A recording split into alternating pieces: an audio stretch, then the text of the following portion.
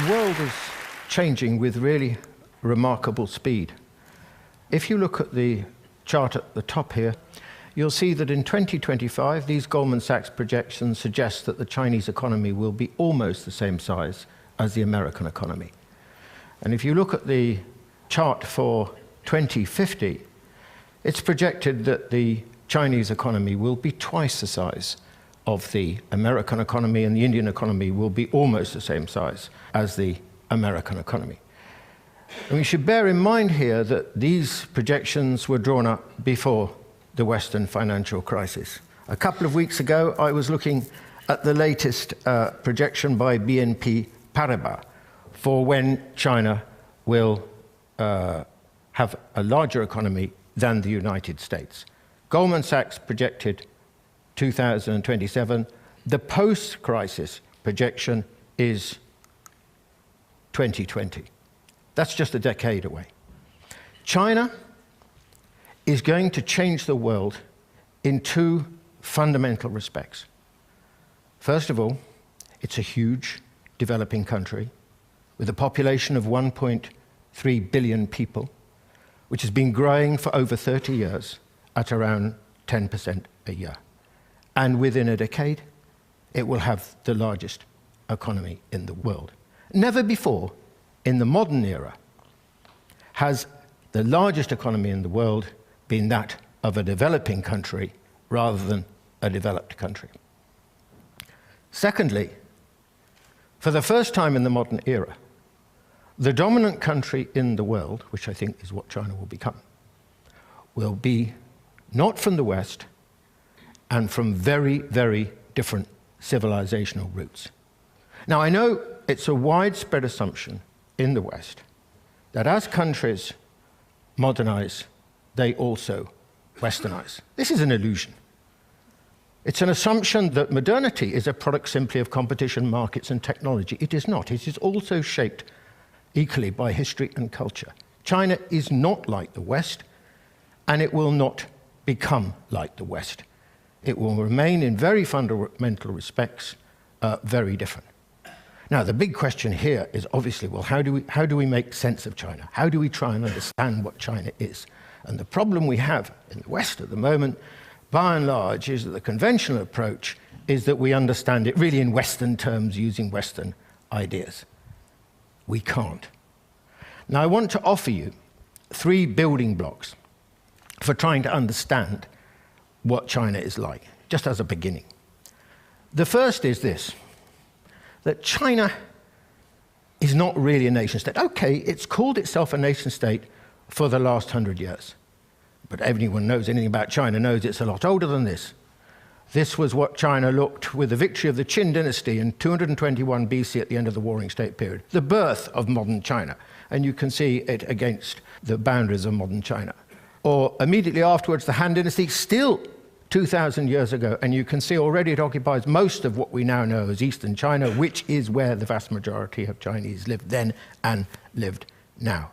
Now, what is extraordinary about this is what gives China its sense of being China? What gives the Chinese the sense of what it is to be Chinese comes not from the last 100 years, not from the nation-state period, which is what happened in the West, but from the period, if you like, of the civilization state. I'm thinking here, for example, of customs like ancestral worship, of a very distinctive notion of the state, likewise a very distinctive notion of the family, social relationships like Guanxi, Confucian values, and so on. These are all things that come from the period of the civilization state. In other words, China, unlike the Western states and like most countries in the world, is shaped by its sense of civilization, its existence as a civilization state, rather than as a nation state. And there's one other thing to add to this, and that is this.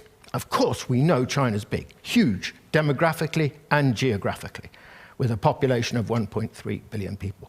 What we often don't really are aware of is the fact that China is extremely diverse and very pluralistic, and in many ways very decentralized. You can't run a place on this scale simply from Beijing, even though we think this to be the case. It's never been the case. So this is China, a civilization state rather than a nation state. Well, what does it mean? Well, I think it has all sorts of profound implications. I'll give you two quick ones. The first is that the most important political value for the Chinese is unity, is the maintenance of Chinese civilization. You know, 2,000 years ago, Europe break down the fragmentation of the Holy Roman Empire. It divided, and it's remained divided ever since. China, over the same time period, went in exactly the opposite direction, very painfully holding this huge civilization state together. The second is maybe more prosaic, which is Hong Kong. Do you remember the handover of Hong Kong by Britain to China in 1997? You may remember what the Chinese constitutional proposition was.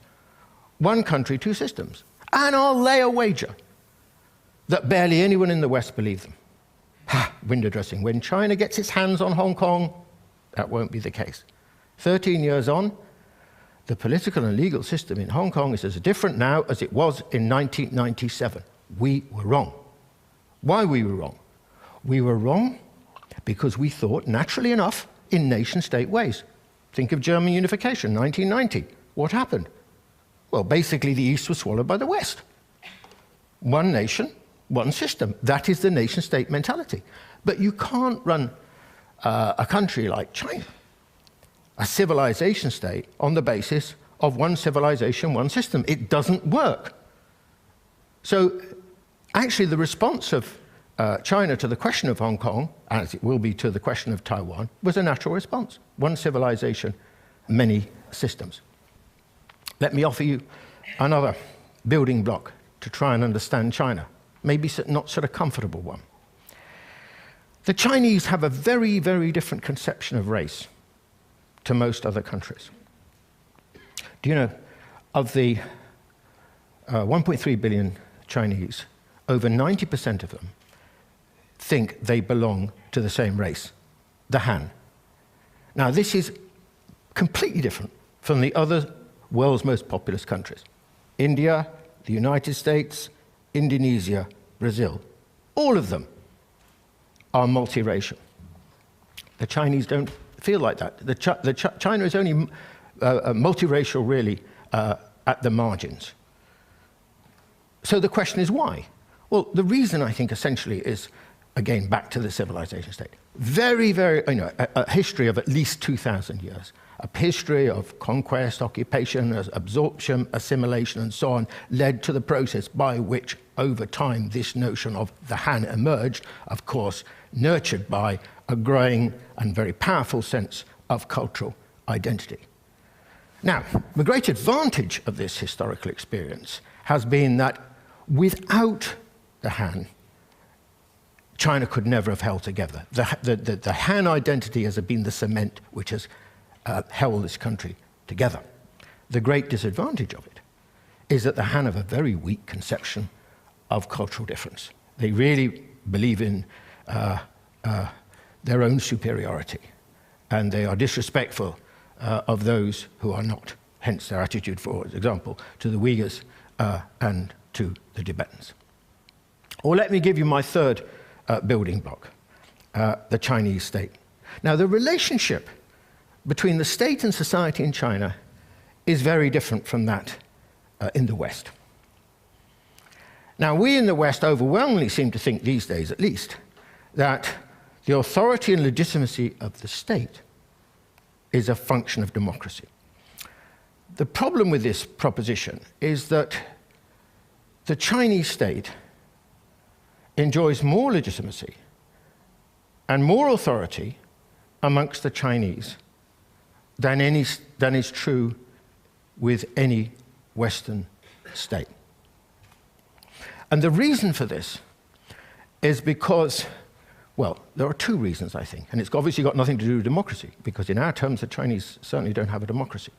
But the reason for this is, firstly, because the state in China is given a very special, enjoys a very special significance as the representative, the embodiment, and the guardian of Chinese civilization, of the civilization state. this is as close as China gets to a kind of spiritual role. And the second reason is because whereas in Europe and North America, the state's power is continuously challenged. I mean, in European tradition, historically against the church, against other sections of the aristocracy, against merchants and so on. For 1,000 years, the power of the Chinese state has not been challenged. It's had no serious rivals. So you can see that the way in which power has been constructed in China is very different from our experience in Western history. The result, by the way, is that the Chinese have a very different view of the state. Whereas we tend to view it as an intruder, a stranger, certainly an organ whose powers need to be limited or defined and constrained, the Chinese don't see the state like that at all. The Chinese view the state as an intimate, not just as an intimate actually, as a member of the family. Not just, in fact, as a member of the family, but as the head of the family, the patriarch of the family. This is the Chinese view of the state. Very, very different to ours. It's embedded in society in a different kind of way to what is the case in the West. And I would suggest to you that actually what we are dealing with here in the Chinese context is a new kind of paradigm, which is different from anything we've had to think about in the past. You know, China believes in the market and the state. I mean, Adam Smith, already writing in the late 18th century, said the Chinese market is larger and more developed and more sophisticated than anything in Europe. And apart from the Mao period, that has remained more or less the case ever since. But this is combined with an extremely strong and ubiquitous state. The state is everywhere in China. I mean, its leading firms, many of them are still publicly owned.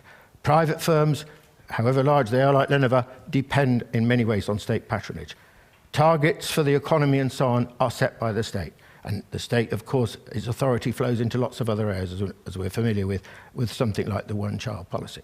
Moreover, this is a very old state tradition, a very old tradition of statecraft. I mean, if you want an illustration of this, the Great Wall is one.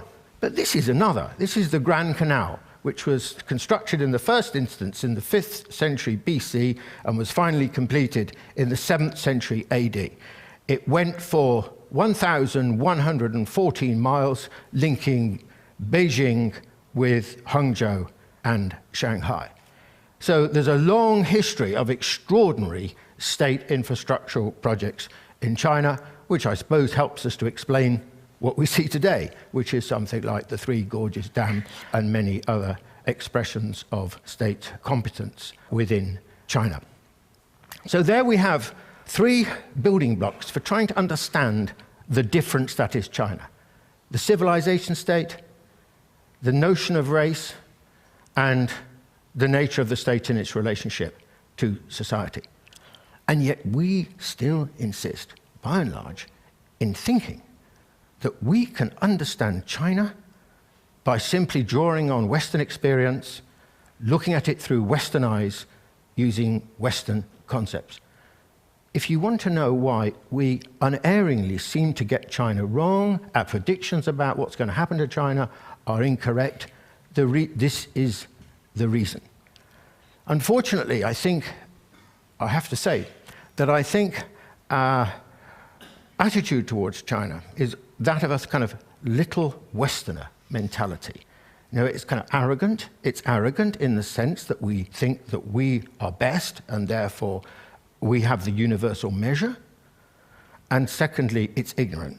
We refuse to really address the issue of difference. You know, there's a very, very interesting passage in a book by Paul Cohen, the American historian. And Paul Cohen argues that the West thinks of itself as probably the most cosmopolitan of all cultures. But it's not. In many ways, it's the most parochial. Because for 200 years, the West has been so dominant in the world that it's not really needed to understand other cultures, other civilizations, because at the end of the day, it could, if necessary by force, get its own way. Whereas those cultures, virtually the rest of the world, in fact, which have been in a far weaker position vis-à-vis the West, have been thereby forced to understand the West because of the West's presence in those societies. And therefore, they are, as a result, more cosmopolitan in many ways than the West. I mean, take the question of East Asia. East Asia, Japan, Korea, China, etc. A third of the world's population lives there. Now the largest economic region in the world. And I'll tell you now, that East Asians, people from East Asia, are far more knowledgeable about the West than the West is about East Asia. Now, this point is very germane, I'm afraid, to the present. Because what's happening, back to that chart at the beginning, the Goldman Sachs chart, what is happening is that very rapidly, in historical terms, the world is being driven and shaped, not by the old developed countries, but by the developing world. I mean, we've seen this in terms of the G20 usurping very rapidly the position of the G7 or the G8. And there are two consequences of this.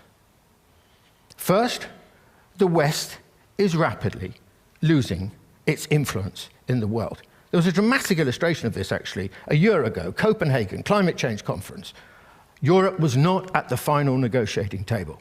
When did that last happen? I would wager it was probably about 200 years ago.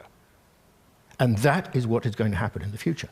And the second implication is that the world will inevitably, as a consequence, become increasingly unfamiliar to us, because it will be shaped by cultures and experiences and histories that we are not really familiar with or conversant with. And alas, I'm afraid, take Europe, America is slightly different, but Europeans, by and large, I have to say, are ignorant, are unaware about the way the world is changing. Some people, I've got a friend, an English friend in China, and he said, the continent is sleepwalking into oblivion. Well, maybe that's true, maybe that's an exaggeration. But there's another problem which goes along with this lack of, that Europe is increasingly out of touch with the world, and that is a sort of a loss of a sense of the future. I mean, Europe was once, of course, commanded the future in its confident, take the 19th century, for example. But this, alas, is no longer true. If you want to feel the future, if you want to taste the future, try China, as old Confucius. This is a railway station, the like of which you've never seen before. It doesn't even look like a railway station. This is the new Guangzhou railway station for the high-speed trains. China already has more of the bigger network than any other country in the world, and will soon have more than all the rest of the world put together. Or take this. Now, this is an idea, but it's an idea to be tried out shortly in a suburb of Beijing. Here you have a megabus. On the upper deck carries about 2,000 people. It travels on rails down a suburban road, and the cars travel underneath it. And it does speeds of up to about 100 miles an hour. Now, this is the way things are going to move, because China has a very specific problem, which is different from Europe and different to the United States. China has huge numbers of people and no space. So this is a solution to a situation where China is going to have many, many, many cities, over 20 million people. Okay, so how would I like to finish? Well, what should our attitude be towards this world that we see very rapidly developing before us? I think there'll be good things about it, and there'll be bad things about it. But I want to argue, above all, a big picture positive for this world. You know, for 200 years, the world was essentially governed by a fragment of the human population. That's what Europe and North America represented. The arrival of countries like China and India, between them 38% of the world's population, and others like Indonesia and Brazil and so on, represents the most important single act of democratization in the last 200 years. Civilizations and cultures which have been ignored, which had no voice, which were not listened to, which were not known about, will have a different sort of representation in this world. As humanists, we must welcome, surely, this transformation. And we will have to learn about these civilizations. This big ship here was the one sailed in by Zheng He in the early 15th century on his great voyages around the South China Sea, the East China Sea, and across the Indian Ocean to East Africa. The little boat in front of it was the one in which 80 years later Christopher Columbus crossed the Atlantic. Or, look carefully at this silk scroll made by Zhuzhou in 1368. I think they're playing golf. Christ, the Chinese even invented golf. Welcome to the future. Thank you.